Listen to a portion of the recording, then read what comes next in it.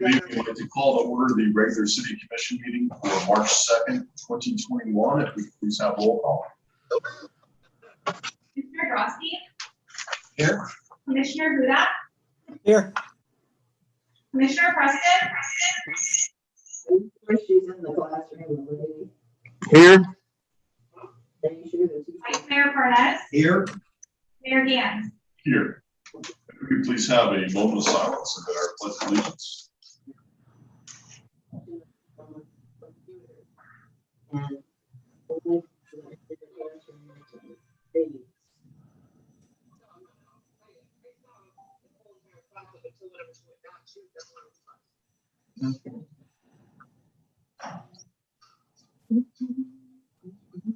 Pledge allegiance to the flag of the United States of America and to the republic for which it stands, one nation, under God, indivisible, with liberty and justice for all.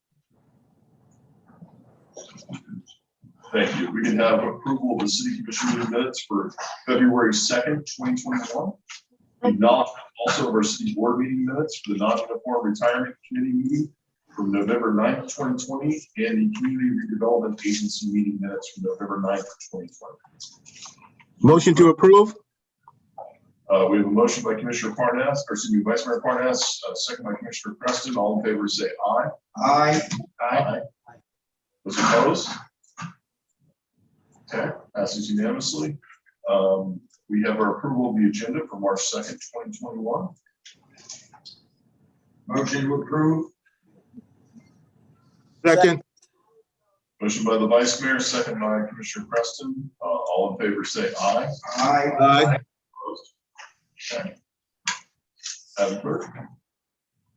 For those attending via Zoom online, wishing to speak under public comment or on an item that's open for public input, please click raise hand at the bottom of your participants tab and your audio will be unmuted when you're recognized by the mayor. For those attending via Zoom by telephone, please press *9 to raise your hand and your audio will be unmuted when you're recognized by the mayor. Thank you. Thank you very much. We have our first item, and that is a certificate of appreciation and recognition for someone who's been with our city for 16 years. Dean, are you online? Yes, yes. All right. So Earl Dean Payne is retiring after 16 years of dedicated service to the city of Deerfield Beach and its residents. As a construction project manager for the city, his notable projects included Fire Station Rescue number 102, that's the Box Center, Highland Park Community Center, Bait Shop and Pier improvements, Johnny McKeithen Park Trail, Northeast 3rd Avenue roadway improvements, and Constitution Park boat ramp. Dean's meticulous eye for detail and excellent record keeping ensured the successful construction of all of these projects. We are very grateful for him and his service to the city and wish him all the best in his future endeavors. Dean, we wish you all the best, and we have a certificate of recognition coming to you. Would you like to say a few words?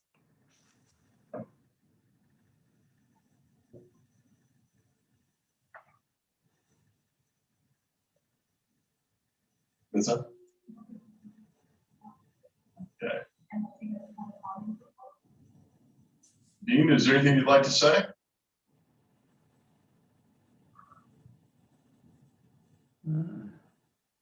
All right. Well, we thank you, Dean, and wish you all the best. Okay.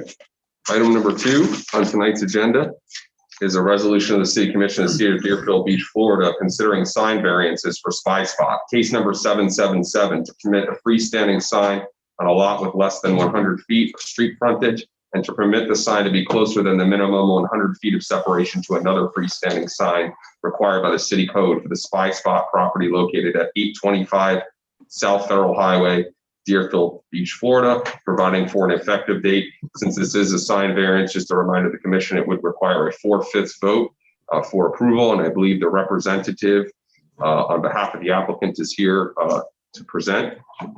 And if you could state your name and address for the record. I'm so sorry. Jerry Baruch, B-A-R-U-C-H. Thank you, Mr. Baruch. And just before we proceed, you do have the right, should you so choose, for a more formal quasi-judicial proceeding where we swear in witnesses, cross-examination, that that's the formal version, or you could choose to waive that and do a more informal version as well. Do you choose to waive?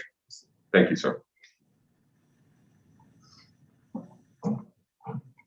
Yes, sir. Go right Okay, ahead. well, basically, we're asking, we have a lot, the gentleman here has a lot that's less than 100 feet. And then there are 2 signs closer than 100 feet on each side. Other than that, it meets all the criteria for the city setbacks, size-wise, and so forth. He's in a peculiar situation, setback. He needs a sign so people that drive by can see the location. And it's basically a very simple one. We're going to put random landscaping in there. We'll put the big sign to all the code that the city of Deerfield follows. Okay. And staff, we go through this presentation here, or Mr. Power, would you mind? All right, well, actually, this is your presentation. You want to walk us through this presentation, sir? Well, that's basically, he's the gentleman that owns the place. Been in business, but he has two locations. On the next, I don't know what the next slide is. Mayor, if I may interrupt real quick, just for the benefit of those online, we could have the applicant speak directly into the microphone. Yes, sir. I'm sorry. I know it's tricky. You have to look back as well. So basically, you can see this slide. It's set back off of US 1 quite a bit, and they'll be able to go in here. So he needs to have recognition for the people driving by.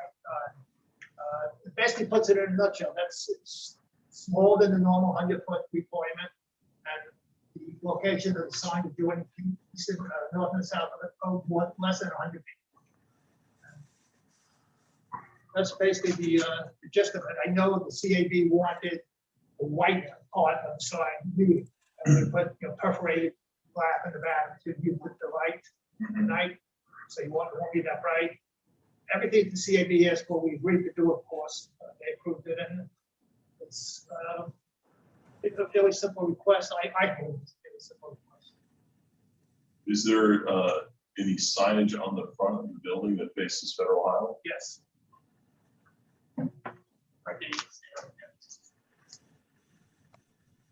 But when you see that, you already passed. That's the problem. You already passed. By the time you see it.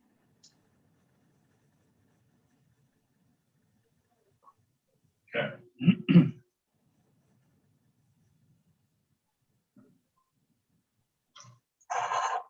Is there another slide? And both locations of the sides, the proximity of the signs. Okay. Thank you.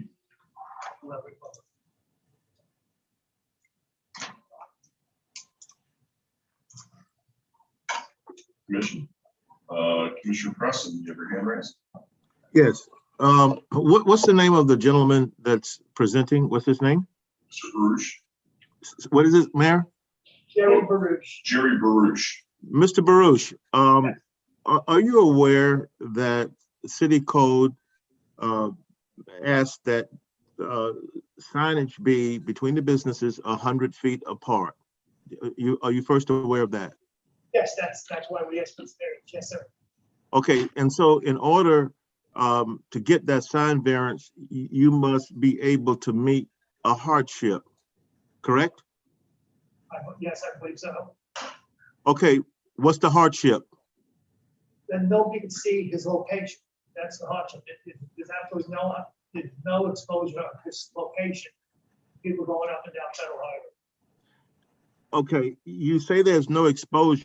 My question then is, have you done everything that you possibly can do in order to increase your exposure, like making your sign bigger on the building itself, as opposed to putting a sign up front? Have you done everything that you possibly can do to be able to say that you have a case to be debated for the hardship? Excuse me? Bear with us one moment, Commissioner. There, we got a little technical Okay. issue here. Thank you, Mayor. Yes, sir. If you just introduce yourself, please. My name is David Sabahan, and I'm the owner of Spice Up Investigation. The problem with the building that we have is the building is a little bit built. So whoever comes from the south to the north can barely see us. And we did install lights and we did everything we can. And it's really something that we need. All that shopping center need some attention, and this is something that we're trying to do to contact all the different owners there to see how we can get facelift to that building. Is Ben? Ben can see me? Can Ben see me? Can he see me, Ben? Yes, Commissioner Preston, yes, he can see you. Yes. Yeah. Ben, I don't know if you remember me. We met at the building that I built on the 7th court. I do. I remember you. Yeah. So this is the situation we have in that building. We're trying to do a facelift to the building, so we're gonna look like the guys in the other side of the street, like Sprouts and that shopping center.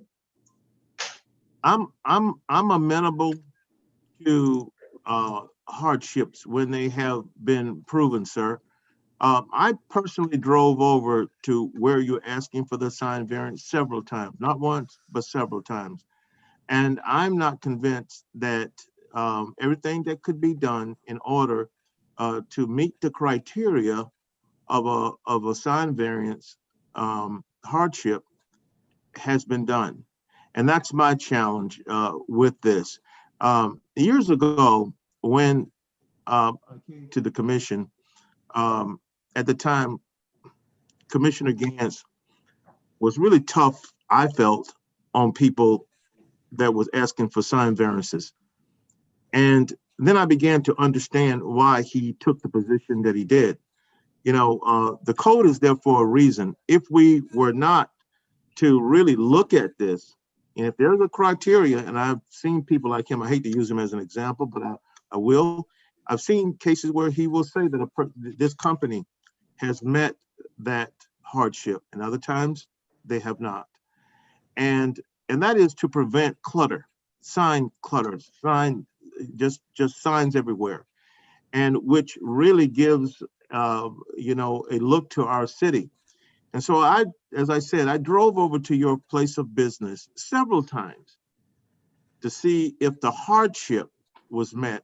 And that's where I struggled, because I couldn't see that there are things that I felt could have been done and should be done in order to expose your business more. And if it does not work, then you say, listen, I'm losing business and here's the reason why. And you show those things. I just didn't see that. We do business. We do lose business because we opened our location 18 months ago, and we never closed the other location because we don't get the business that we should get at our location. And it's really, when you're driving, you can also see from the aerial photo, you can really see that the signs are tilted. So anytime you come from the south going north, we are literally hidden behind the old Metro PCS building. But you guys can see that, but it's really clear. And we are in a type of business that when people come to our location, they will never call. They will just show up. So they don't want our number or any history on their phone. So we try to stay strict.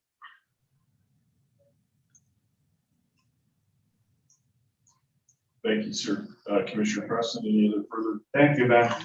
No, I'm good, Mayor. Thank you. Okay, Commissioner Drosky? I've got you. Thank you.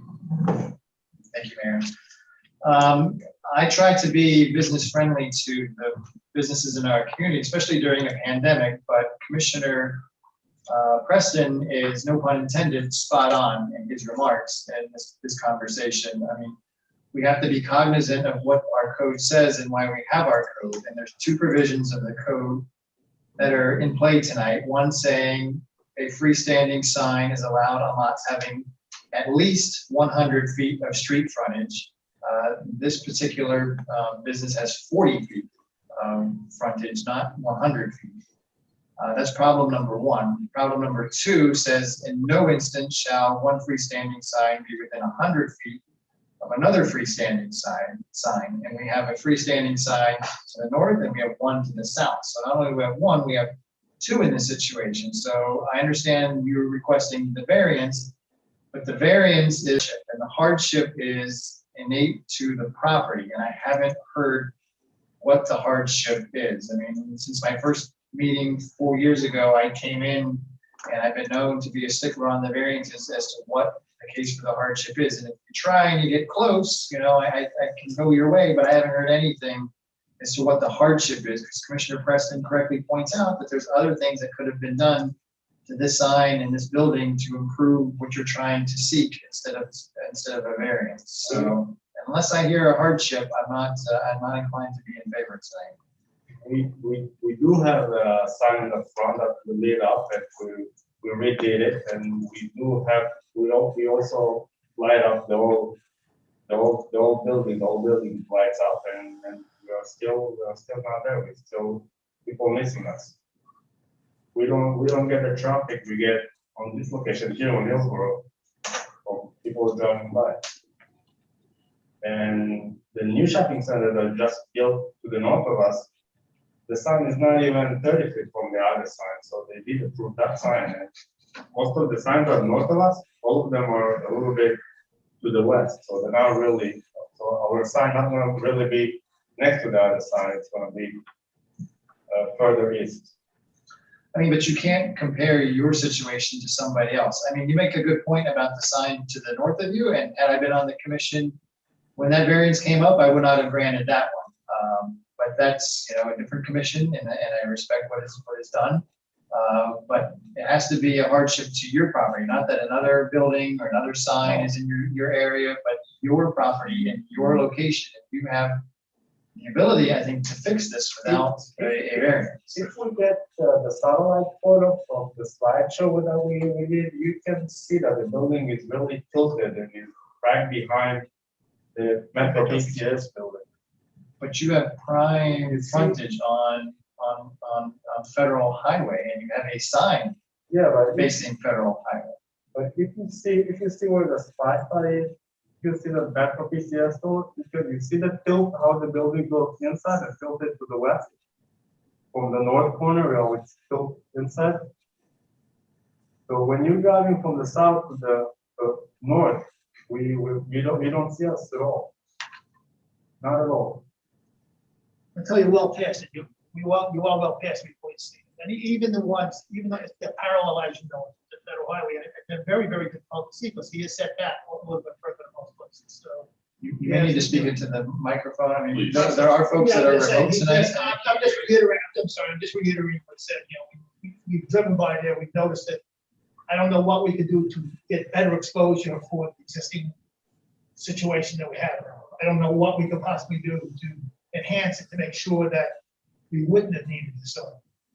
Believe me, he doesn't want to spend the money for a sign that, you know, it's not necessary. But I think they've exhausted every possible way. There's lights there, there's signs there, and yet his business is suffering because of, you know, despite that. I think my colleague was alluding to what could be done in this situation. He started to. The only thing that can be done is to have that sign there. That's the only thing. Now, we're also gonna, when that building originally had like the old garden in the front, and I guess with the year they turned it to like a small parking lot, but there is like a parking issue there. So the idea is to turn it back to like a garden and have the sign there. So basically the sign is part of the garden to reface the whole building. And I think this is not a good photo about seeing the whole building, but you can still see the tilt. And by the way, the other sign is like right on the other side of the street. I've been by your location. I've seen it firsthand, so I know more in addition to the visual you're showing us tonight. We can make like a clear video of driving from the south to north, and we can show and plan the video how we're not visible and show all the other lighting and all the other things that we did. The only thing that we're doing is putting putting A signs outside and all kind of flags that blowing up in the wind most of the time. I'd You know, rather we you are- put the money for your video into the sign and instead, I drove it, I don't need a video. I don't have any further questions, thanks, Mayor. Thank you. We have Commissioner Hudak and Vice Mayor Parnas. Thank you, Mr. Mayor. I'm in agreement that this applicant does not meet the requirements for a variance, per the letter of ordinance. But the applicant is proposing a benefit to the city for granting this variance, and that's what we all seem to be missing. Please note that the Metro PCS building, which is the property directly south, received the exact approval from the city commission for a variance. It wasn't because of a hardship. It was because of the beautification of the area. Eric, if you could put up the current frontage photo of what these two buildings look like right now.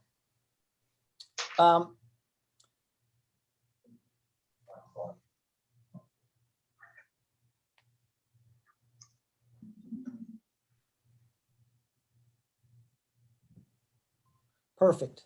So currently the front of Five Spot building is asphalt. This area, which appears to have been designed to be a parking area in the past, doesn't meet code. And for the required depth of the stall and the location of the parking spaces, which directly backs out into federal highway, is prohibited. Therefore, it's not usable space. It's dead space. That's what it's going to look like. We can deny this variance and keep it asphalt looking like that. Or we could have the city pay to beautify and maintain the area.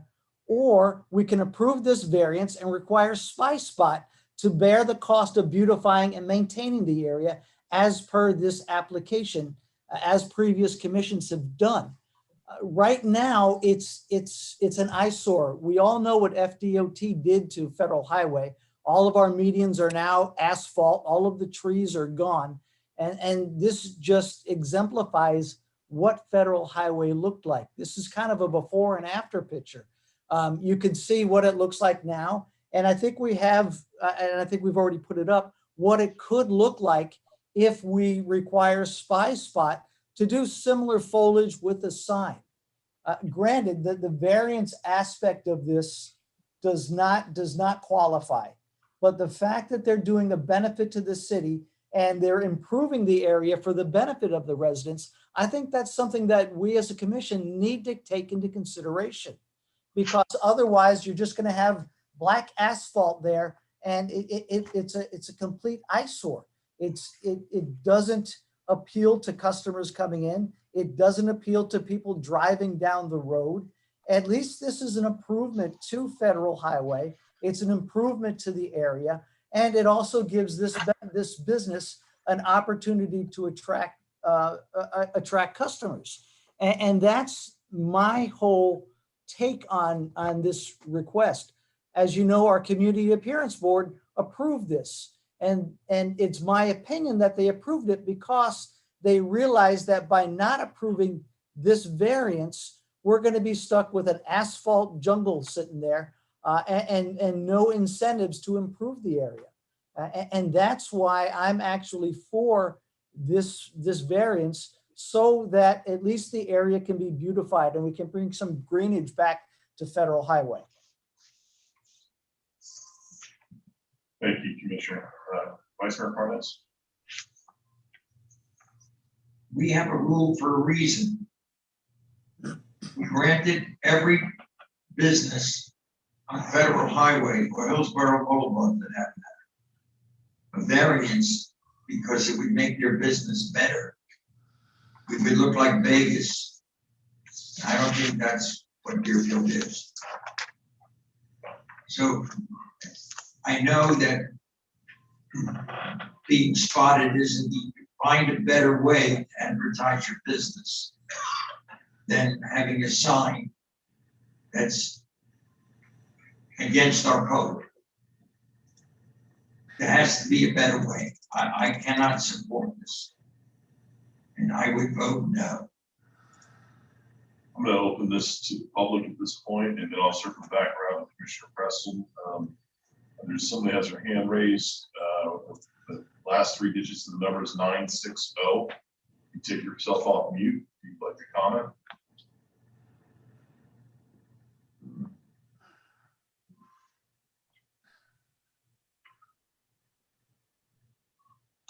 960. You'll need to unmute yourself if you'd like to speak. I don't see you do that. Is there anybody here in the do like from the public people care to comment on this item? Mr. Arabian? No. Okay. Can I mention one more thing? No, if you wait one moment, I'm just wait to see if they get it. Absolutely can. Is this, are we able to test this person? Find out if they want to speak. Have their hand raised. Yeah. Okay. So we'll move on and close it to the public. Commissioner Preston.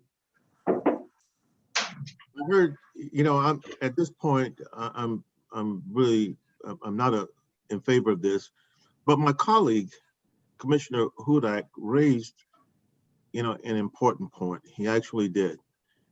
And it's a point that actually I had not considered.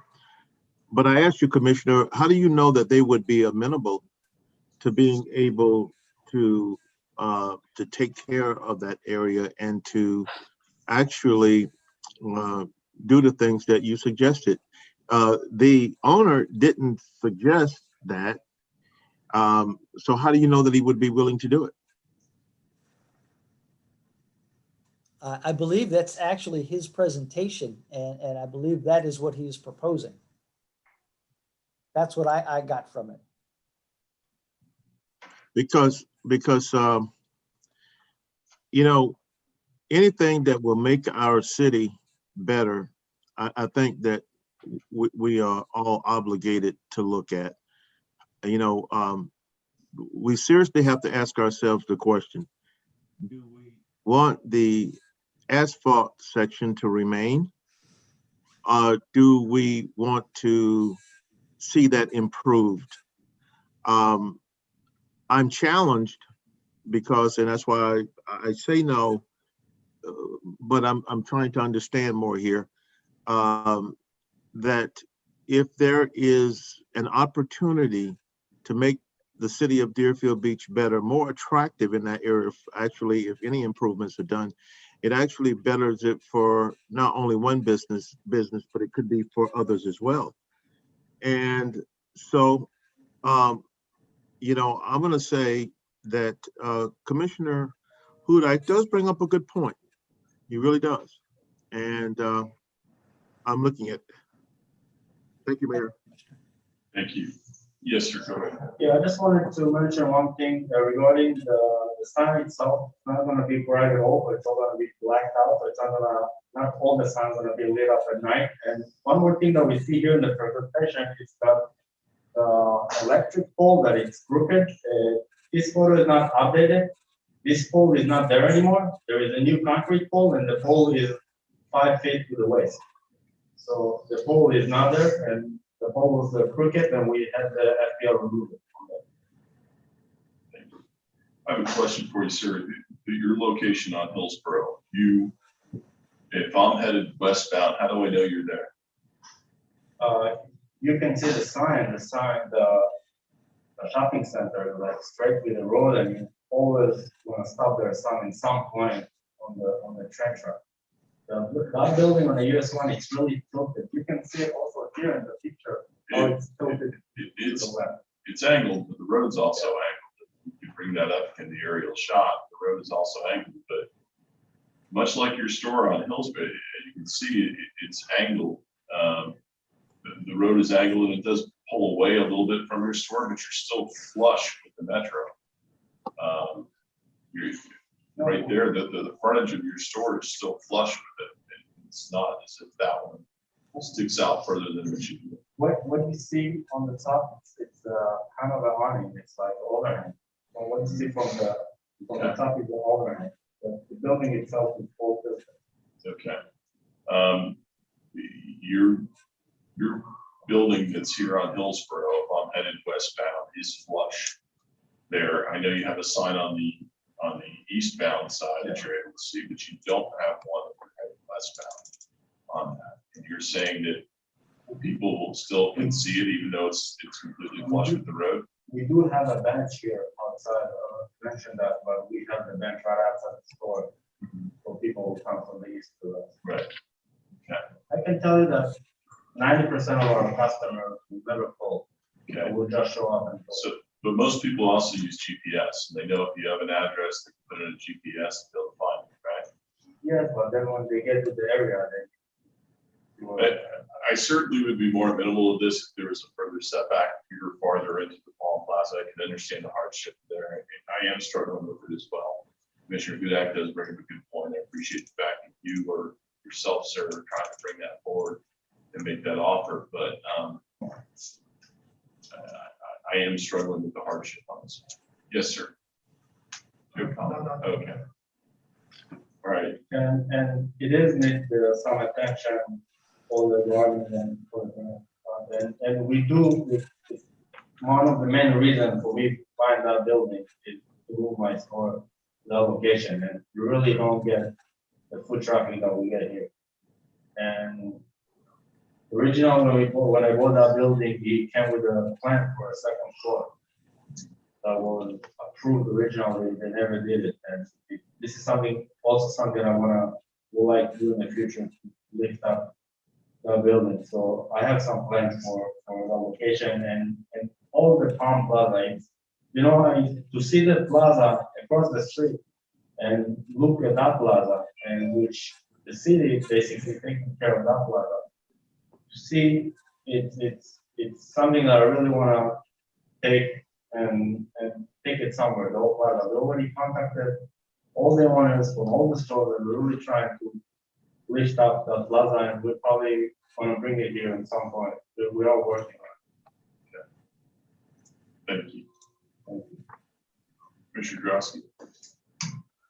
Thank you, Mayor. I want to just chime in, not only for the purposes of tonight, but for future discussions on future variances that we may have with respect to improving this area and the landscaping. I mean, I think it's certainly an area that could use a facelift and does need a facelift. And I appreciate Commissioner Hudak's comments on this. I think they come from a genuine place, and I think they are well intentioned.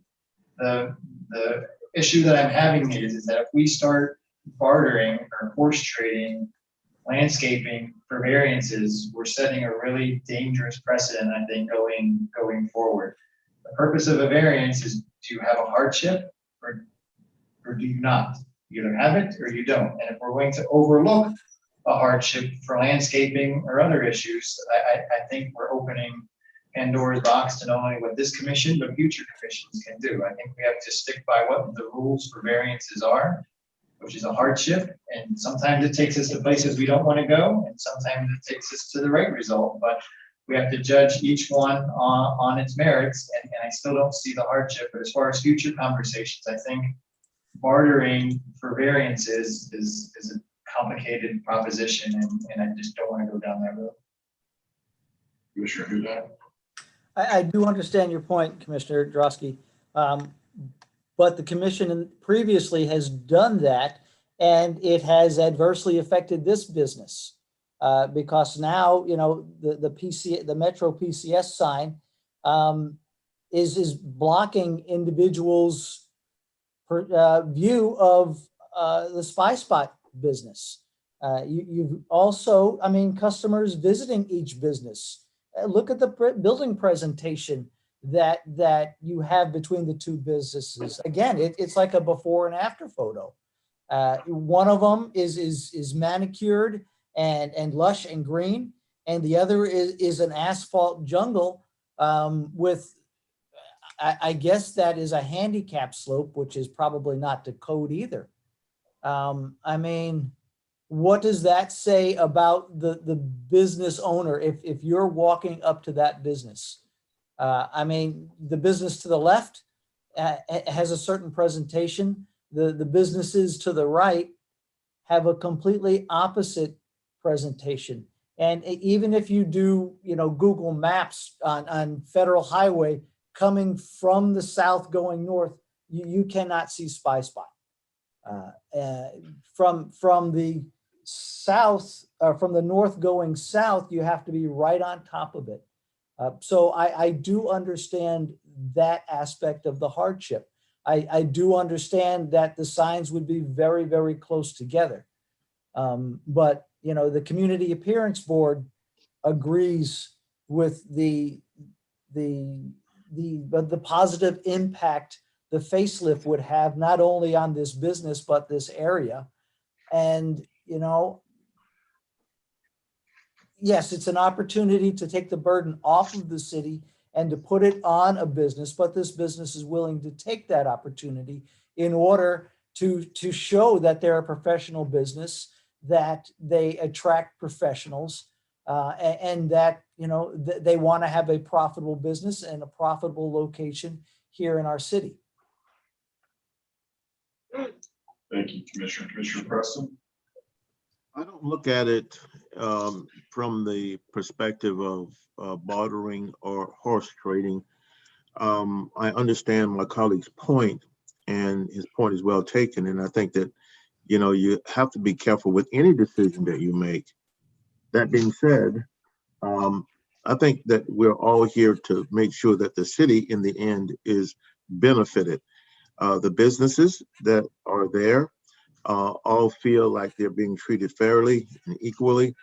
And it is how do we make our city better with the decisions that we make? And that being said, I have to say that if the city aesthetics are going to be improved, the city looks better, the surrounding businesses look better, then you have to consider it. My challenge still is, did the applicant do the most that they could do to increase the visibility?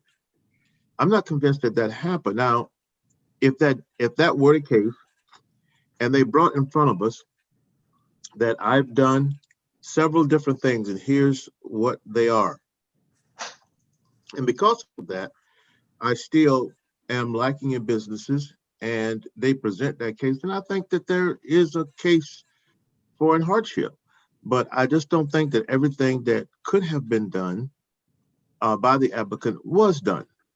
And if that happens, if the applicant does that and come back before the commission and say, you know, here's what I've done, you know, to stay in line with city code, and my business is not being enhanced, then I think that there's an argument there. I think that there is a challenge for a hardship. But like I said in the beginning, my challenge as it is now, the most that could be done by the applicant, was it done? I don't see that was the case. Thank you. I'm going to go to Vice Chair Parnas, and then after that, I'll look for someone to make a motion here. Well, that's right. I raised my hand. I make a motion that this item be rejected because it hasn't met the hardship required for a code variance. Yeah. Motion, looking for a second. Second. Second from Commissioner Drosky. We have roll call, please. Commissioner Drosky, Yes.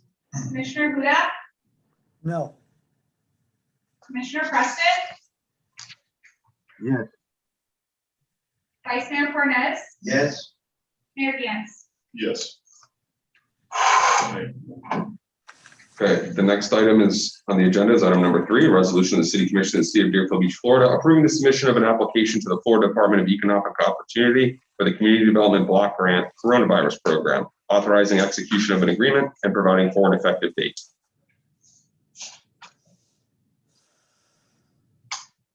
Yeah. Thank you.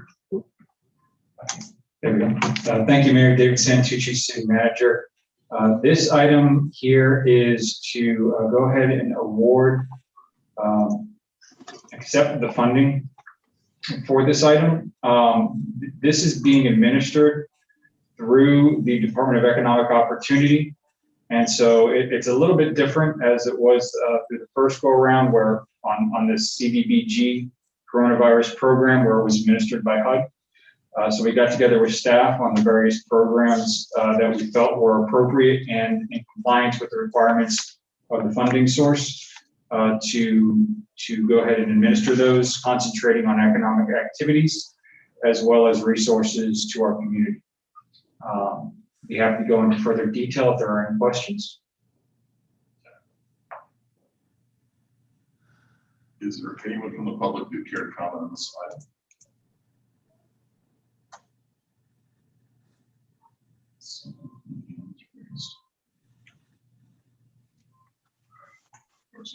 Chamber, somebody got to close it to the public. Commission, Vice Mayor Parnas. To me, this is pretty cut and dried. I'll make a motion to approve. Second, Motion from Vice Mayor Parnas, second by Commissioner Preston. Roll call, please. Commissioner Drosky, Yes. Commissioner Hudak, Yes. Commissioner Preston, yes, Vice Mayor Parnas, Yes. Mayor Dan. Yes. We are now at the public comment portion of tonight's agenda. Persons addressing the commission shall state his or her name and address and may speak for 3 minutes unless extended for 1 additional minute by the mayor. Just a reminder, this is the part of the commission meeting for public comment on items that are not on the agenda. If you have comment on items that are on the agenda, the time to do that is during the public comment portion for that specific agenda item, and no comment shall be made related to the personal life or personal qualities of any person, and no language which would offend persons of ordinary sensibility shall be permitted. Mr. Raby, would you like to speak? Thank you, Commissioner. Mayor, I'll be brief. I would like to thank Commissioner Preston for taking the time to meet with me at the site regarding public safety on South Ocean Way. I would also like to thank the mayor for taking time to speak to me today. We discussed a few different items. Basically, agreed that to disagree. I did submit yesterday a email with some couple of questions on it regarding public safety and how each and every other commissioner felt regarding that issue and in what importance they would hold it as their elected position. And I would like at some point in the future to get a response to that. The last thing I would like to mention is that what I do find unacceptable is the mayor has previously stated, and I am at a loss to respond to this, but again today in our conversation, the mayor stated to me that the city does not have to provide for the safety of the public in all conditions. And I find that unacceptable. I think that public safety should come as the #1 item for the commissioners and the mayor, and that whatever needs to be done, whether it affects parking, whether it affects redoing the landscaping in front of the Wyndham, doing away with it, should take priority, should be a #1 priority. And I was informed by Priscilla at engineering for the town, the city, that there is, according to her, a 5-foot wide public way that runs in front of the Wyndham. And as an engineer, I would come to one of two conclusions. Either the road was built on the public way, South Ocean Way is built on the public way, or the Wyndham has somehow or another taken over that 5-foot public way and landscape, which I would like a follow-up to find out which of those two things it is. Thank you for your time. Thank you. Is there anyone else from the public who care to comment? Is there anyone online? Don't see a hand raised. Vice Mayor Parnas, did you want to say something? Yes, I did. Sir, if I may address you for the moment. You may want to ask me a question or two. This all comes because you walk your dog in the road by the beach. Am I correct? This all comes from what I believe to be my right. Well, okay, let's talk about that for a moment. So if you have the right to walk your dog anywhere, how about I-95? Would you like the right to walk your dog on I-95? Even though you'll probably end up at his death and yours, is that your right as well? I don't think that's a fair comparison. Well, I do, because it's a road. We have It's laws. an interstate highway is what it is. Okay, let's make it Hillsborough Boulevard in the middle of rush hour and you walk him in the gutter. If we could limit this to, if you have a question for Mr. Arabia, Mr. Arabia can answer it. Okay, fine. Let me ask this. Does the city have the right to protect life and limb as it sees in the best interest of the general public or not? I think the city has the right to protect life and limb, period, not on a selective basis. Really? I do. Well, that would mean that we have no right to restrict traffic on Hillsborough Boulevard or where pedestrians can walk, because everybody's free to do what they want, even though it might be dangerous, or we conceive it as dangerous, or we conceive it as not in the public interest. We don't have that right. Everybody has a right to do what they want. If they feel it's safe, it's okay. You're making an unfair comparison. Excuse me? You are making an unfair comparison. This is not the same as walking, people just choosing to walk on the street. Yeah. You provide a sidewalk along Hillsborough Boulevard for people to walk on. You provided one sidewalk on one part of South Ocean Way for people to walk on, and you restricted any resident to walk on that sidewalk if they choose to walk with their dog. So you need to provide a way for a person, a resident, to walk along South Ocean Way with their dog. Mr. Arabia, I'm gonna tell you right now, we don't. And it's your choice to walk in the road. And you've taken my words out of context and twisted it. It is about public safety. But Didn't your mean to choice, like that. excuse me, it is your choice to go to that point and walk your dog. What this comes down to, you think you were entitled to have the right to walk your dog by the beach as a taxpayer. We're telling you that you don't have that right to necessarily do that. All right, the vast majority of people do not want dogs on the boardwalk. That eliminates that from you. That's it. You have other options, excuse me. No, you have other options. You want to twist my words? Absolutely, we're concerned about public safety. But at some point, common sense gets to has to step in. You basically want us to go ahead and build a special walkway so you can walk your dog as you feel you're entitled to. We restrict animals in public parks. We are able to do that. That's what we do. There are certain things that we set up. You don't have that right. I'm sorry you disagree with me on it, but we are concerned about public safety. If you choose to walk on the road because you want to walk your dog by the beach, that's you taking your life in your own hands. We have not created a situation that is a danger to the public. What it is you're just upset because you can't walk your dog. I'm not upset. I just want the right thing for the residents and the taxpayers in the city. We have that in place. And you're the minority. This is not a back and forth. Not a Well, back let me and speak forth. then. Where is the 5-foot public right of way? Where is it? Well, we're going to find out. Where is it? Okay, but if you're telling me that you want to rip out landscaping so you can have that. I didn't say that. Excuse me. I did not say I that. suggest, then I guess we're going to have to move the hotel for. We're not I going to go didn't back. say to do that either. Okay, then I don't know what your point is, much like some of your other points previously. Now I'm going to ask you to sit down. You've had your time. Come on. Appreciate your time. Appreciate yours too. I appreciate your opinion on it. It just disagrees with ours.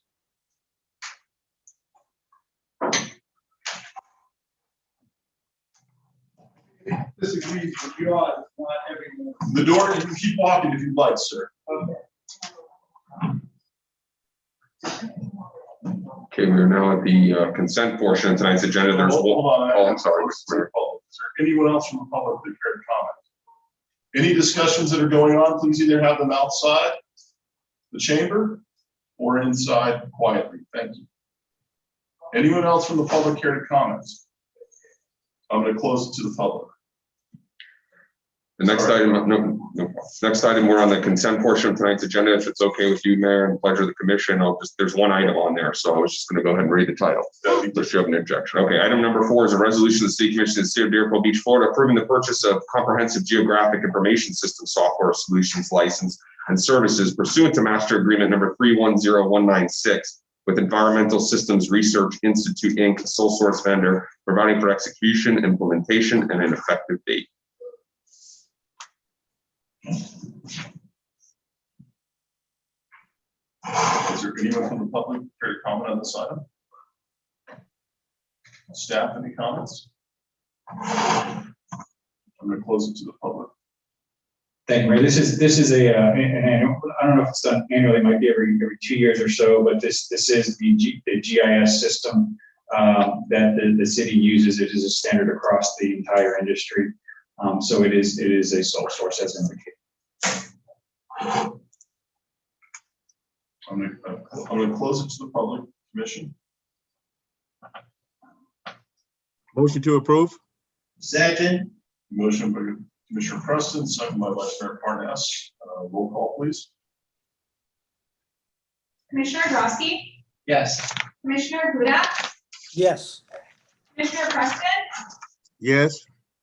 Vice Mayor Parnas, yes. Mayor Dan. Yes. Item number 5 is an ordinance of the City Commission of the City of Deerfield Beach, Florida, amending Chapter 66, Traffic and Vehicles, Article 1 in general, Section 66-13, no through truck zones of the City Code of Ordinances to designate additional streets as no through truck zones, providing for conflict, severability, codification, and an effective date. This is first reading. Is there anyone from the public care to comment on this item? Not seeing any, I'm going to close it to the public commission. Vice Mayor Parnas. Motion to approve, Second. Motion by Vice Mayor, second by Commissioner Hudak. We have all in favor, say aye. aye.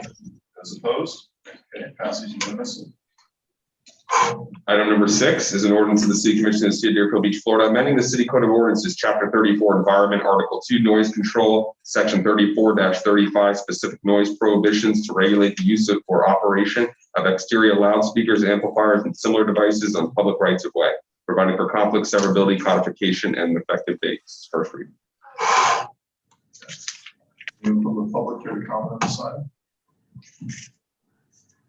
I'm going to close it to the public.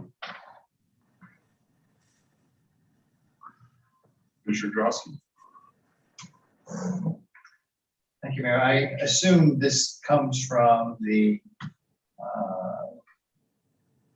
plethora, I guess, of people lately that have been standing on street corners with the megaphones and amplifiers. I assuming that's what started this. And it is a distraction to drivers and those that are in the adjacent shopping centers. I mean, I've heard it and seen it myself throughout the city. So I don't necessarily have a problem regulating this, but as part of the backup to the revision, it's requiring someone who wants to use an amplification device to get a permit.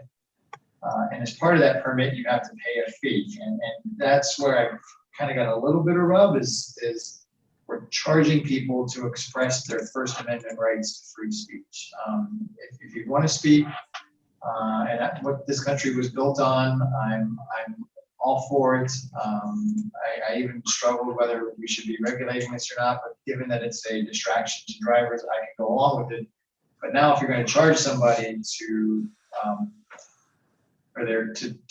charge somebody to advocate their free speech rights, I might have an issue with that part of it. So and I guess I'd like to see the fee removed as part of the application process, unless somebody can convince me why they should have to pay to express their First Amendment rights.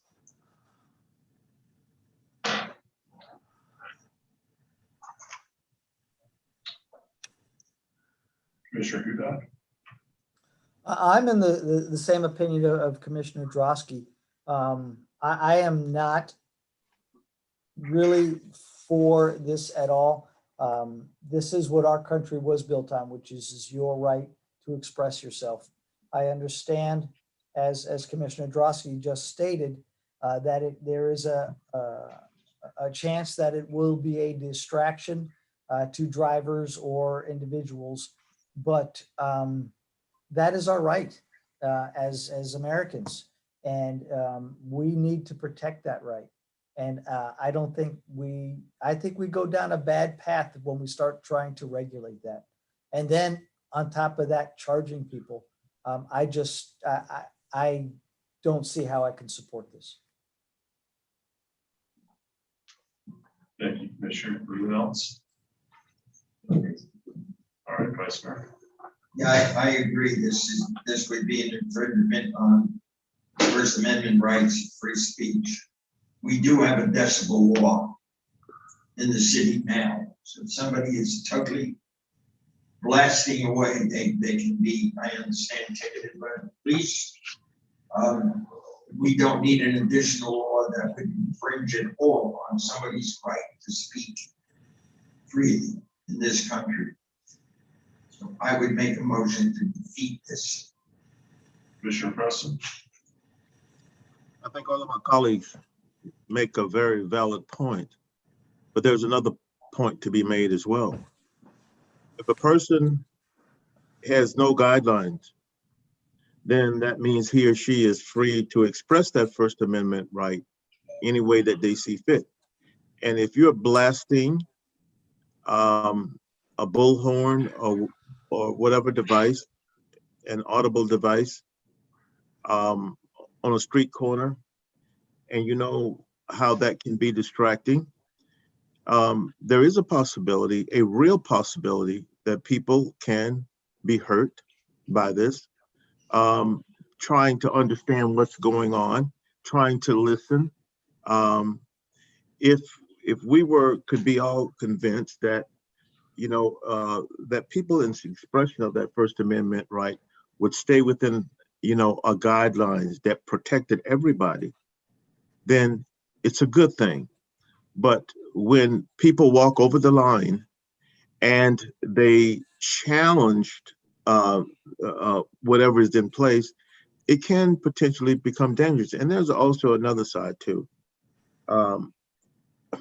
We have a noise ordinance, and I would tell you in my district, people ignore that all the time. And law-abiding people that just want to rest, especially on the weekend, tell me it's almost impossible. I had a constituent call me, pastor. He said, Ben, listen, he said, the weekend is the time that we rest. He says, that music, he says, I can't rest. I could hear the music. I told him I was going to drive over. I drove over on the street, and it was unbelievable. They had the big concert speakers stacked on top of each other, blasting away. I went over to the substation and I talked to an officer and told him what was happening. He told me he would follow me back over. Now, I never confronted the people, but I drove by to show him this is where it was. It was unbelievable. Now, he shut it down. And so in any situation that like this, where it can be controversial, and we never want to take people's right away. Commissioner Hudak is exactly right. So is Commissioner Drosky, as well as Vice Mayor Parnas. This is what this country was built on, the expression of freedom of speech. But what happens, when somebody abuses that? And even with freedom of speech, I cannot go into a crowded area and yell fire. So my First Amendment right is halted. People would argue, if I want to do that, I ought to be able to do that. My point is that there are regulations. I don't know. I don't feel like this is a bad thing. I think that it gives some ability to regulate it, to say, express yourself, but stay within the guidelines. I'm kind of with Commissioner Drotsky of taking the fee away. But you know what? Go ahead and express yourself, but you don't have the right to have people have accidents because you have a cause or you're expressing a purpose. That's not really what it's about. And it's the same thing that I've seen consistently in my community. Because people can express their First Amendment right. You can't tell people that they can't play loud music, but I'm not going to play it loud. I'm going to go way over the top, and I'm going to do it until somebody tell me that I can't. So you're going to always have people that will walk over the edge. You know, I think that there's room here for us to look at this and not take away a First Amendment right, but at the same time, not allow those people that would express themselves to do so without regards to others. Mr. Sanchez, you see your hands raised. Thank you, Mayor.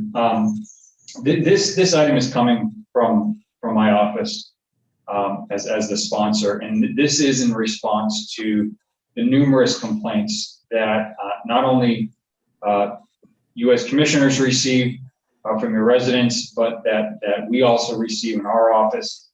And then, of course, the complaints that are received by the Broward Sheriff's Office in response to loud, excessive noise, music, whatever it may be, in the public rights of way. And the public rights of way are not confined to the corner of a major intersection.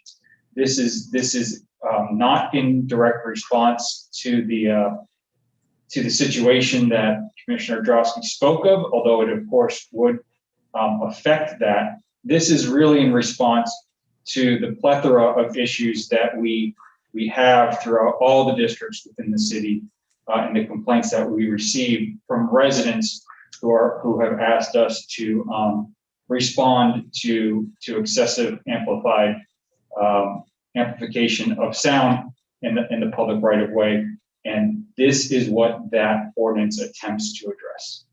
It does not prevent anybody from their First Amendment rights. Just obviously we're trying to balance that with the peaceful enjoyment of property from our other residents. Before I let others speak again for a second time, I'm going to say that I think any interpretation of this as being an infringement on free speech is misguided and quite frankly just inaccurate. This is about amplification. No one's preventing anyone from going on a street corner and saying whatever they want. That would be an infringement on freedom of speech. But the public has a right to safety, and this is what the point that Mr. Arabia likes to talk about our concern for public safety. Have someone drive through an intersection or is about to go through an intersection. You have someone on the street corner with a blaring amplifier, whether it be an amplifier or a bullhorn, shouting at whatever they want to say as someone is trying to focus on the road. Or if, say, an ambulance or a police officer is entering that intersection with sirens blaring, do we really want them competing with a bullhorn with someone standing just a few feet away, blaring whatever they want to say at that car? If you're sitting at that light, you are now forced to listen to that, whether you want to or not. People also have the right to choose to ignore it at something, but you can't ignore it when it's blaring right next to you.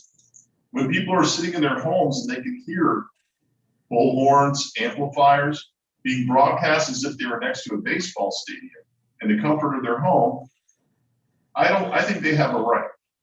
This isn't an infringement on anybody's freedom of speech. They're allowed to say whatever they want, and they can be there. It would be different if we were banning people from being able to speak in these public right-of-ways. That's not what we're trying to do. It's a safety issue. It's a safety issue, yes, it can be an inconvenience as well, but for me, I'm looking at it as a safety issue. We have a lot of drivers here that struggle just as it is with safety on the roads. Adding something like we've been experiencing to the issue is not helpful. So I completely support this. I think it's the right thing to do. As far as the ability, because it's about public safety, there shouldn't be a permit to allow someone to be able to do that. Because the whole point of this is a safety issue. So if they're going to pay us a permit, you're still creating a safety issue. They're going to go ahead and amplify it. I don't care how much money you pay. Now, we may want the flexibility to make sure if there are certain situations that would allow the city to allow it. Let's say if the road's closed off or something, as long as it doesn't create a public health, safety, and welfare issue, that's allowed. There might be some certain situations that might warrant it, and maybe that's why this provision is put in there to prevent that from being a problem. But and I think maybe that needs to be pulled out and perhaps revised. But I completely support this. It is not an infringement on people's rights. Commissioner Goodell. Thank you, Mr. Mayor. A couple of points. You know, Commissioner Preston brought up some good points with regards to the challenge that he was able to resolve. So the police were able to go out and resolve the situation based on what we have on the books now. So there was no need for something like this because the situation was resolved. What the mayor was just saying was now we're going to, as a city, decide on who gets a permit and who doesn't. Is that based on where it's going to be, what the subject is, how loud is it going to be? There are people that are going to take advantage of whatever we put in place. That's just the nature of humans. But right now we do have items in place that can address those situations. And we have a police department, a sheriff's office that enforces that. I don't feel that we should be putting city staff in the position of approving a petition or denying a petition based on what? Well, I support this cause, therefore it's gone. I don't support this cause, therefore you can't do it. It just opens up a whole can of worms that I don't think we should put city staff in. And I don't think we as a city, should be. I mean, look at, the elections that are going on. There were people on corners with bullhorns, yay this candidate, yay that candidate.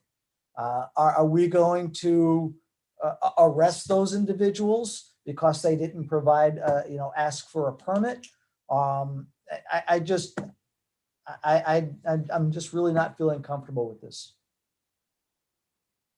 Vice Mayor Parnas.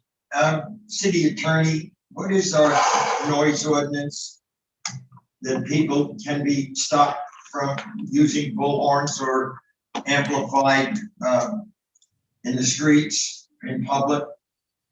So I think one of the reasons why this may be coming before you is because I don't think you have anything specific in the noise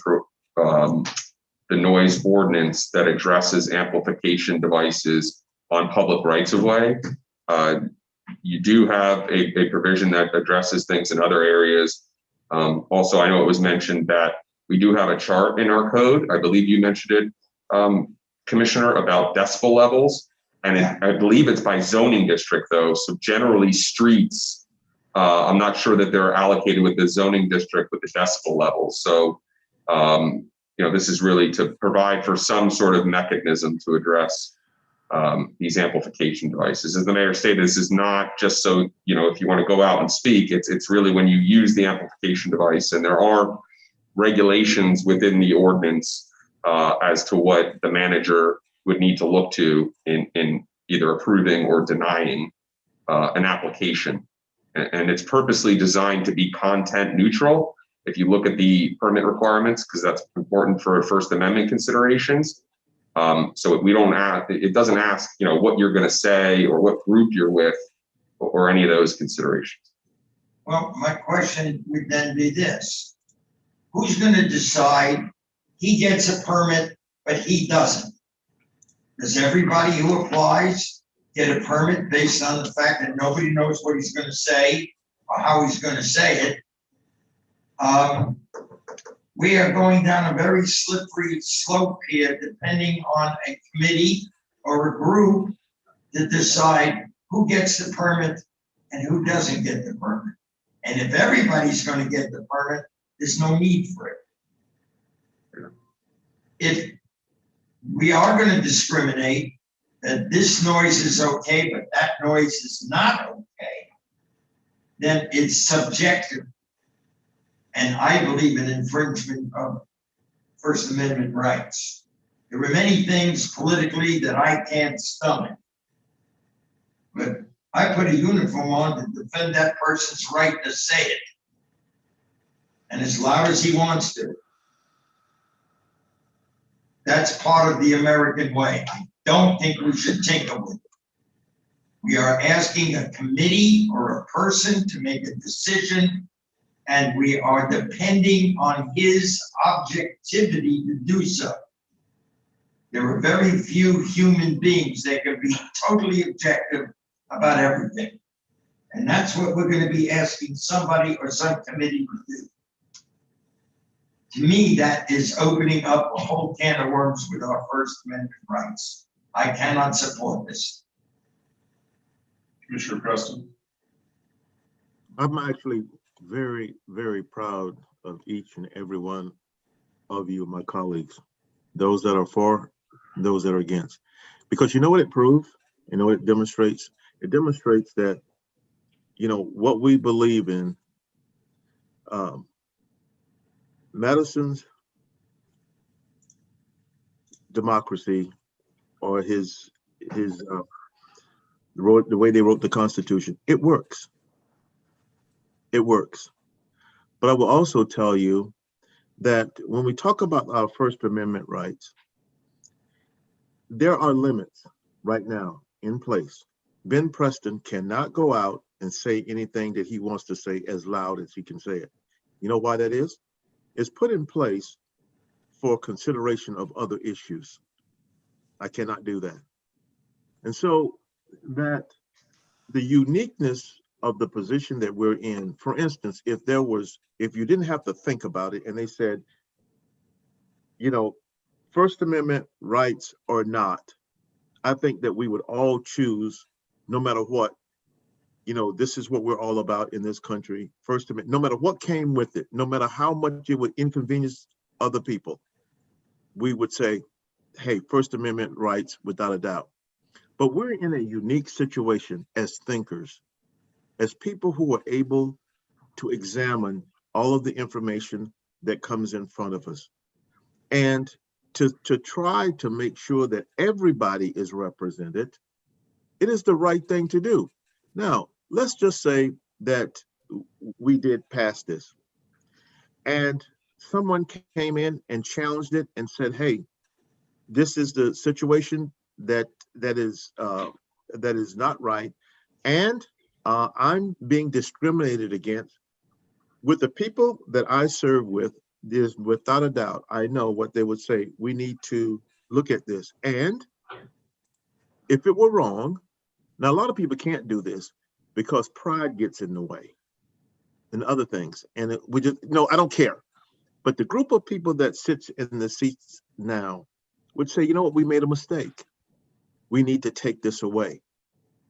But it also would be a mistake to say we don't need to consider it right off the bat. It's just this way. I think everybody now is cognizant of the First Amendment consideration. But is it right that a person can just blast and do whatever he or she wants simply because I acknowledge that and I know that you can't do anything about it? We're thinkers. We can try to address this, and if we're wrong, we take it away. Is that simple? Thank you, Commissioner. Commissioner Hudak, before you go, I'm going to say this again. First off, this was written by the city attorney, correct? Yes, sir. Yeah, I'm pretty sure he wouldn't have put something in there if this was imposing on the First Amendment. Pretty sure he wouldn't do that. If your concern is about the permit, it's mine too, because I feel what this is about public safety.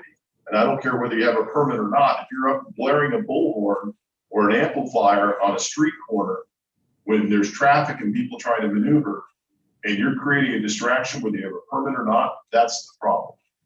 That's what needs to be changed in this, not throwing it out because you think it might be an infringement on freedom of speech.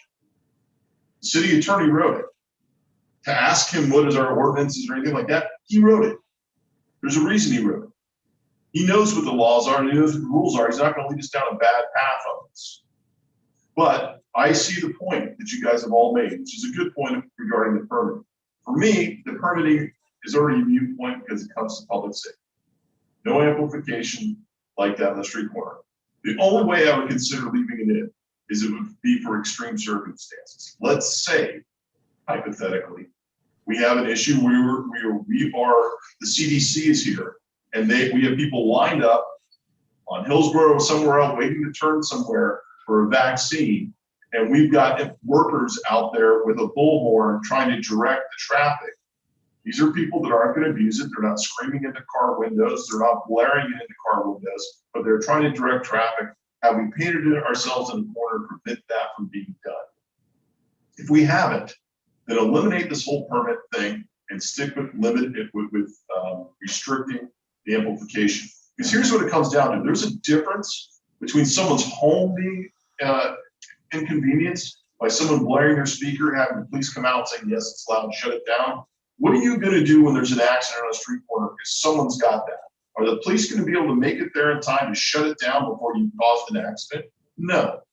This is a different circumstance, completely different circumstance. And we don't have a rule in place that addresses it. And if we don't have a rule in place saying that the police can go around and enforce it, we have ways to do it, we don't have a way to do it. We have a problem and it's going to get worse. And I will be damned if someone's going to get hurt because we haven't taken action on this because people have a misinterpretation of how this goes against freedom of speech, because it does not.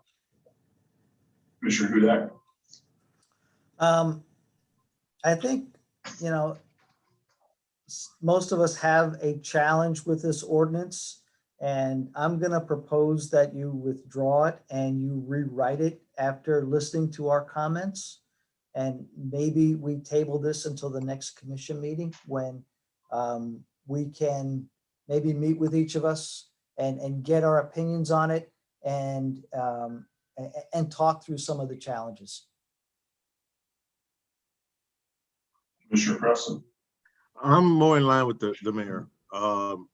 If you just take out the permit part of it, and I'll actually make a motion that make a motion on this with the exception or the exemption of the permit. Can I make that motion, Mr. Soroka? You can make that motion, Commissioner.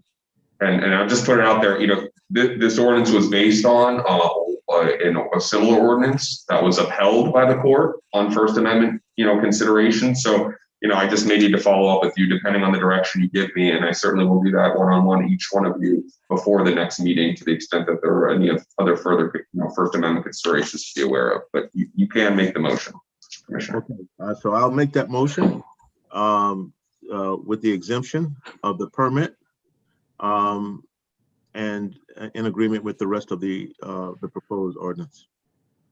Commissioner Drosky, yes, you have. Yeah, I'm not in favor of removing the permit requirement altogether and make it just a blanket prohibition. I do like I think there is some compromise here, and so my motion is going to be to approve it as written, but to remove the fee requirement from the permit. I can live with that. I'll second it. We've got 3 different concepts going. I'll second it. This is first reading. We have so you're going to withdraw your motion, Commissioner Preston? I withdraw my motion. Yes. Okay, we're going to withdraw that. We have Commissioner Drosky's, which is to eliminate the fee. And we have a second from Commissioner Preston. And we can do a roll call on that. Again, what I'm going to say is we can address any issues like this and refine this in second reading. Is that correct, Mr. Soroka, between now and then? Yes, if the motion is to remove the fee, yes, you can address that at second reading, bring it back with that. Or you can also give me further input in between now and then, for further changes. Right, but my concern by not moving forward with this tonight in waiting as suggested by Commissioner Hudak is that we have an ongoing situation that we've kicked the can down the road. If we had an issue with this, we should have brought it up before this meeting. Some of the points that have been made here tonight, I think probably changed the way our feelings were on it. So the opinion we walked in with might be a little different than where we're going to walk out of here. That happens with good debate. So I hadn't thought about the concern with that. But did I open and close this to the public, Madam Clerk? Okay, I'm going to open this to the public. I see one person has their hand raised. Queen Clark Reed.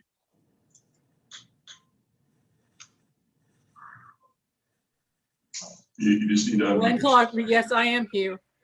Gwen Clark Reed, 1430 Southwest 6th Way, Deerfield Beach. Mayor, I've heard the discussion, but I want to know how much difference is this from the noise ordinance that we have in place? And is it a situation of where when the noise ordinance is abused, that we not call the sheriff to remedy the situation? I just don't understand the difference between what you're want to put into place now and what is going on with the noise ordinance that we have in place. Thank you. I believe Mr. Soroka has already addressed that and the fact that the noise ordinance applies to certain zoning districts. Yes, sorry, Mayor. No, I'll let you go ahead. No, I It's probably better apologize. Okay, I'm not sure, but yes, that's correct, Mayor. And currently you have a provision that regulates sound from the motor vehicles on streets that has a distance requirement, but it doesn't speak to folks that may be outside of the motor vehicle. So that is, as I understand it, is the gap currently in the existing regulation. And I believe that law enforcement expressed that concern as well. Thank you. Their Is there ability. anyone else in the public who care to comment? I'm going to close it to the public. We have a motion and a second on the floor. We have roll call, please. Commissioner Drosky, Yes. Commissioner Hudak, No. Commissioner Preston, Yes. Vice Mayor Parnas, No. Mayor Gans. Yes. Okay, we are now at comments by administration and legal. I have no comments tonight, so I will pass it to the director. I also have no comments for this evening, Mayor. Thank you. City Commission business, item number 7, a resolution of the City Commission of the City of Deerfield Beach, Florida, urging the Florida Legislature to approve Florida Senate Bill 596, House Bill 6023, repealing Section 163045 Florida statutes and restoring local government's ability to regulate matters relating to pruning, trimming, and removal of trees on residential properties, providing for current transmittal and an effective date. Thank you. Commissioner Drosky, you sponsored it. I did, thank you, Mayor. Usually I sponsor items against bills in the legislature. This is actually one that supports home rule, seeking to restore local governments our ability to regulate the pruning of trees. I know this was a big issue last year, and I think we should just support. I think the bill speaks for itself. If anyone has any questions, you can ask. It's in the backup. I think it's just something that we should support and further into home rule. Thank you. Is there anyone from the public who care to comment on this side? I don't see anyone. I'm gonna close it to the public. Vice Mayor Parnas? Yeah, I have a question. Right now, the amount of trees that have to be planted per resident or association is controlled by the county.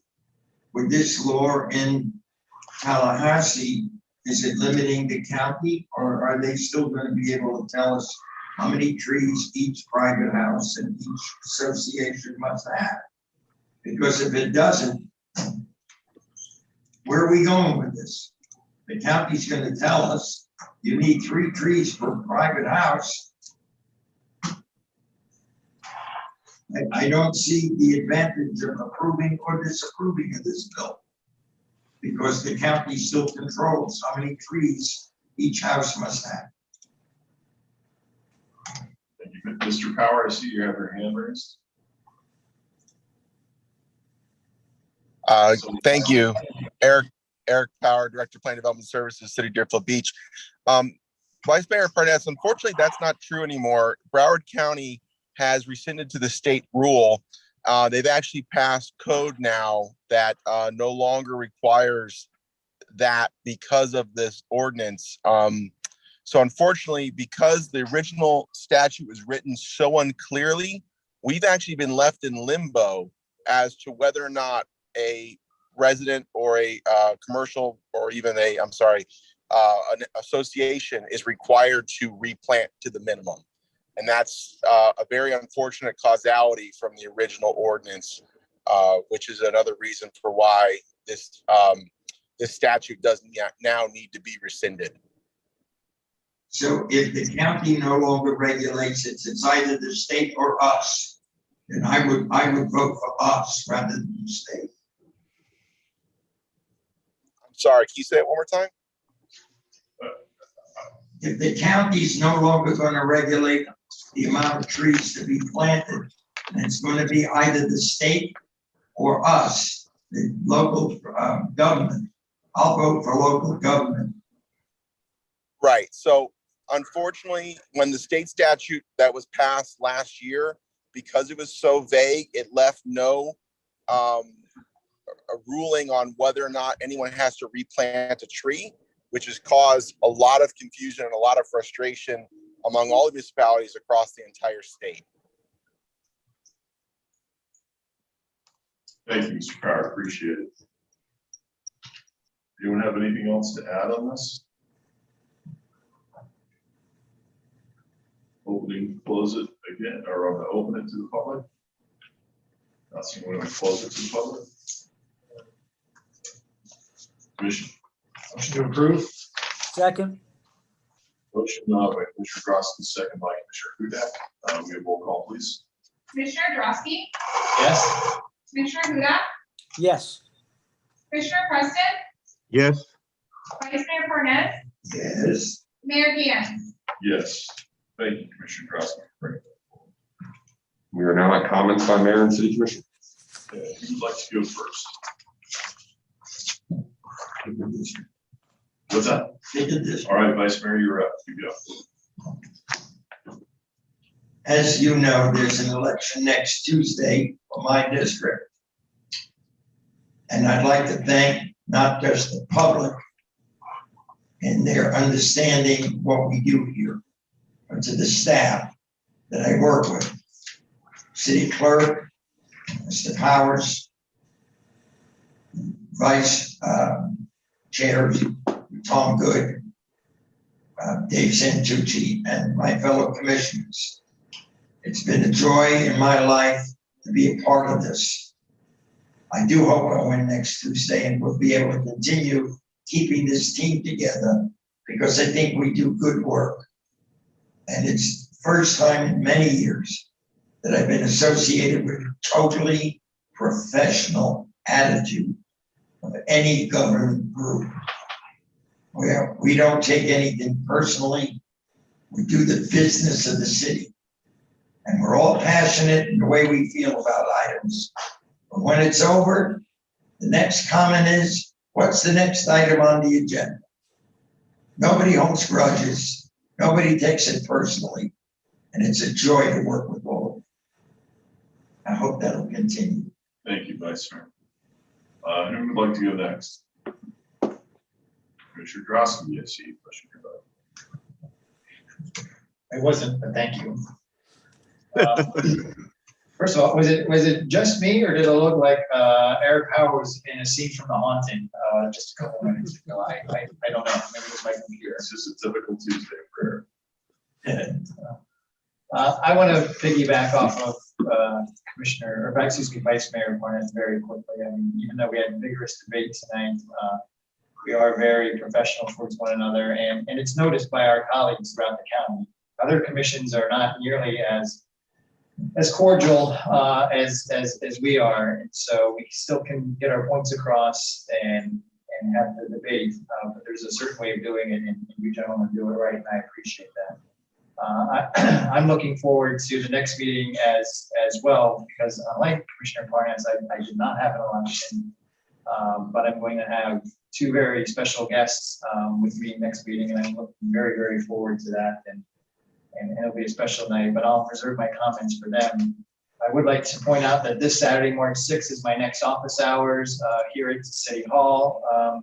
It is virtual or remote through telephonic means because of the pandemic, but I'm still available. I know there's at least one appointment slot still available for this Saturday. And in addition to that, I would like to bring to the city manager's attention, I'm having issues again in my district with the Sportsplex along American Way and excuse me, Independence Bay. We're having issues on the weekends where the overflow from the Sportsplex there at 10th Street is flowing onto the residential street of American Way and blocking the roadway and the residents' ability to get in and out of Independence Bay on the weekend. So if we could take a look at that, Mr. City Manager, going forward, I would appreciate that. I know we had this issue before and no parking signs went up, but I think we're back to the point where it's to no avail, and we should take a look at that situation again for the convenience of the residents so they can get in and out of their community.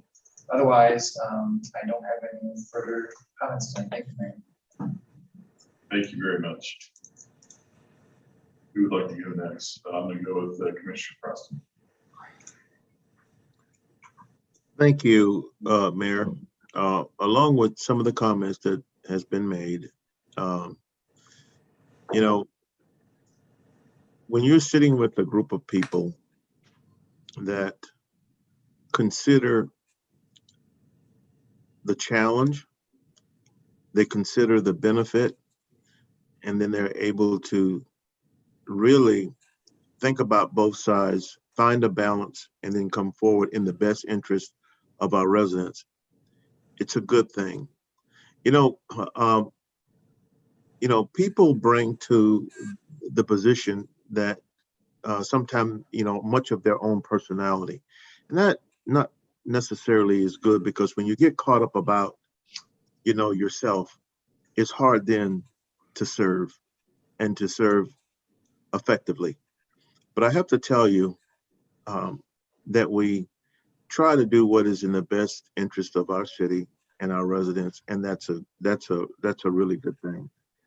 And all of us have not have been on the negative end of a resolution or something that we're sponsoring. We've all been there, but along with what Vice Mayor said, it's not personal.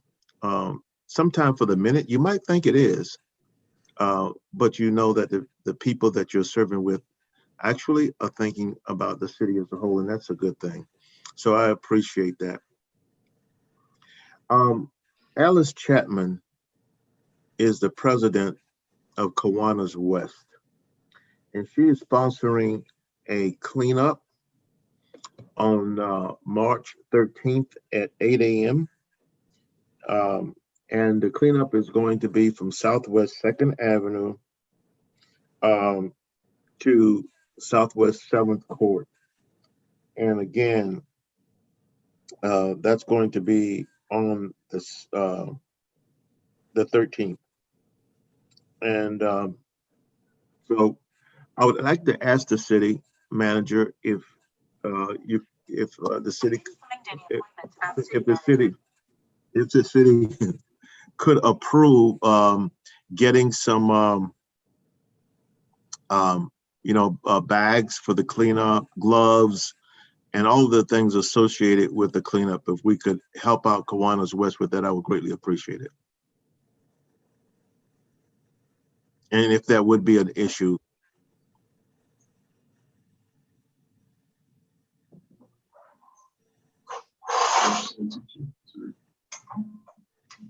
Absolutely, Commissioner Preston, we can take care of that. Okay, thank you. Thank you. Thank you, Mayor. Thank you. Commissioner Hudak. Thank you, Mr. Mayor. This city, I was elected 2 years ago, and I am so proud to serve the city of Deerfield Beach. I am honored, and I've said it on more than one occasion, to serve with each and every one of you. I am very proud of our city staff and our city manager. We've been through some unprecedented times over the past year, and we've had to make some very difficult decisions. And I feel that we have made some tremendous strides. We have protected the residents of our city. We have kept the employees of our cities when we had some very unsure economic times. And that is a testament to the city staff, to the city leadership, and this commission. And as everybody has said before, there are no personal feelings. We are each trying to do what we can for what we feel is the best for our city and the residents of Deerfield Beach.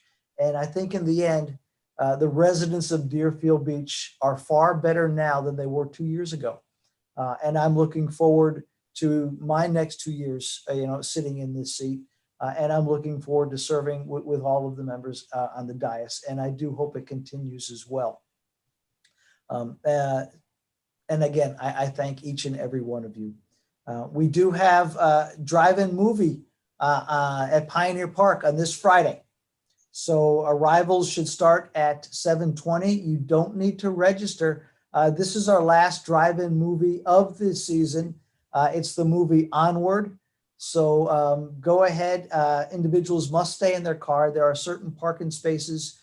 You get to tune your car to radio station 107.3.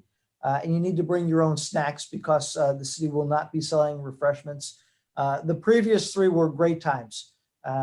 I really enjoyed going out there with my fellow commissioners. And you know what? So far, the weather has held up on each of the events, and I'm very hopeful that it will again. The city continues to do things to give individuals an opportunity to get out of the house. The self-isolation for the past year has been very difficult for a lot of individuals. So by, city staff, Parks and Recreation, giving individuals an opportunity to get out and go somewhere in a safe way is the least that we can do, and do it responsibly. I feel that during this pandemic, this city has gone over and above to ensure the safety of all of our residents. And I'm so proud of every one of the staff because they've worked tremendously hard, as well as the leadership that has been brought forth by Mr. Santucci and the other members of this commission. I will have District 1 Saturday hours on Saturday, March 13th. They will be as normal half-hour blocks, and we can do it via Zoom or we can do it via phone call.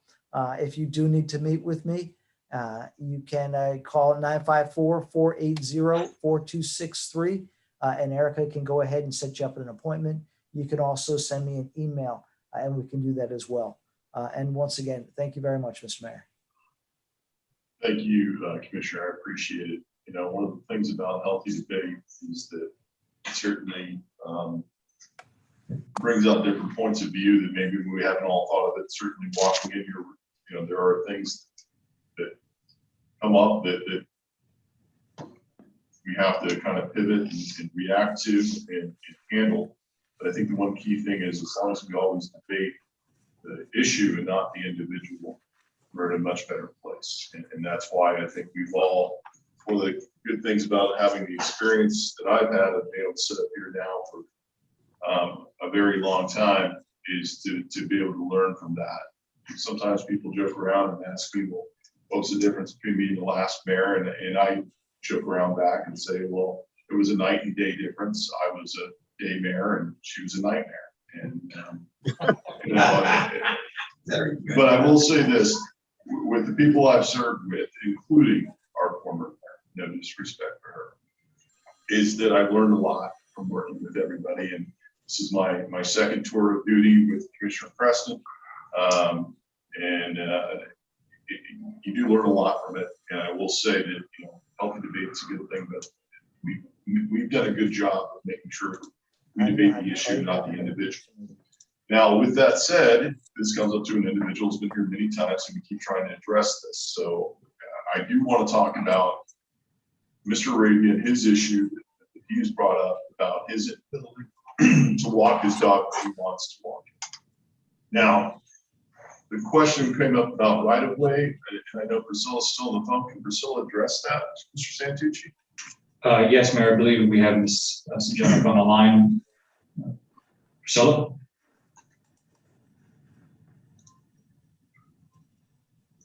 Hi, good evening. Priscilla Hi. Sejonic, city engineer.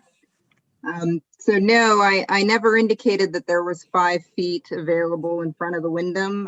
What I indicated is there is a vegetative strip there.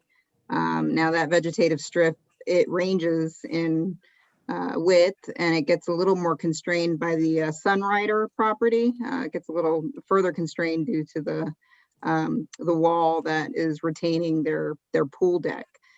So no, I do not believe we have the full 5-foot width that's necessary to just construct the sidewalk to throw in there. We would have to realign the curb lines and constrain the roadway, which would be a significant project for the city. Thank you very much. I appreciate that. This comes down to, once again, just seemingly throwing out potential angles on how to get somebody to allow them to be able to walk their dog. If we were to take out that vegetative strip, put a walkway there, you're going to run into the issue once you get to the drive-through that is there, or where the parking is, when people pull up to unload their luggage. You really have nowhere to go except really to cross the street. Would that be correct, Priscilla? Yes, sir. Right now, the only option to them is to either use the boardwalk. There's also a project that Chris Morey is doing on an adjacent side street that will provide an accessible route on a side street to take basically it's a route behind the hotel. So there are other options to pedestrians. They don't have to walk in the road. Right, absolutely. Thank you. So when it comes to the question of whether we're concerned about public safety, obviously we are. Commissioner Preston, you met with the individual. Has your opinion changed? Are you looking for us to make a change over there? You mean, am I proposing that there be some changes? Right. No, the way that it is, it is. I actually had some suggestions that I thought might be, a possible solution. I met with city staff, and by the way, they all were very open, very to the point, be very conscientious.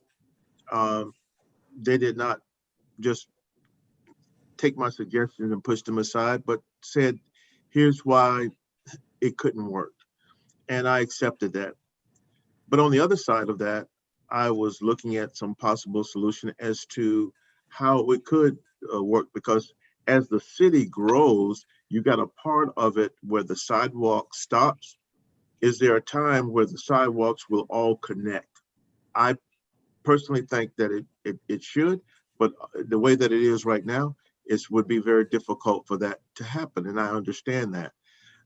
So, maybe somewhere down the road that we could, as the city begins to expand, as property is bought and sold, maybe there will be, you know, a possible solution in where that we could get all of our sidewalks to connect. Thank you. If you take a look at Hillsborough Boulevard, to the south of Hillsborough Boulevard, when you try to walk on the sidewalk, you get to a point where the sidewalk ends, where Commissioner Vice Mayor. Yes, along Century Village. And if you choose to continue to keep walking and put yourself in that little sliver or put yourself in the roadway, you endanger yourself. And that's what it comes down to. And someone says, well, this is really our opinion. That's right. As elected officials, it comes down to we analyze the facts, we take a look at what the public wants, and we weigh it against the majority versus the minority, and then we move forward. And it comes down to our opinion and what we think. We've heard a variety of opinions tonight. If someone wants to change the rules, then say that. But I think we've debated it and argued it, and if the individual wants to continue to come before us, that's certainly his right. We'll give him his time to speak. But I had no interest in making a change over there. It's not feasible, it's not possible, and it's not what the majority of people want. Correct. So that's my position on it. With that, I believe I've said everything. One thing I will say also, there's a lot of misinformation out there regarding COVID and vaccinations, what we've done here at the city of Deerfield Beach. And I don't have the statistics right in front of me, which is a rarity for me because I've had to flip through and look through so many things, but I believe we've vaccinated over 2,000 Century Village residents. Pardon? The information I have from the city is 2,000. It's over 4,000 total vaccinations, which would include the first and second dose. Okay, so 2,000 Century Village residents were able to get the vaccines. That also adds to the number that we've been able to do, and with our staff assisting to make sure that people are able to get appointments. North Broward was able to do that. We've got a few people that are running their mouths trying to say that the city isn't doing anything, leaving the residents to die. It's simply inaccurate. They try to say that, Bobby, you can go to any fire department and get your shot there, but that's absolutely not true. I think Boca Raton ran out their doses back on January 15th, according to their own website. So when people say stupid things or erroneous things, we try to point out where the facts are. Based on the mayor's conference call that I had this week or last week with all the mayors in Broward County, including the mayor of Broward County, they're looking to have the entire population of Broward County vaccinated by June. Now, that means those are the people that are willing to be vaccinated. There are a large majority of people who do not want to be vaccinated. It is up to us to really encourage people to educate themselves on it and do what's in the best interest of public safety and encourage people to get vaccinated. And hopefully we can start moving forward and putting all of this behind us. It's still a long road to go, but based on what the statistics are and the projections, they should have all of Broward County who want to be vaccinated done by June. So that's the information that I shared. I just want to share that with all of you. That's it. Motion to close. You have a motion? Second. Motion a second. All in favor to adjourn? Aye. Meeting adjourned. Stay safe, everybody.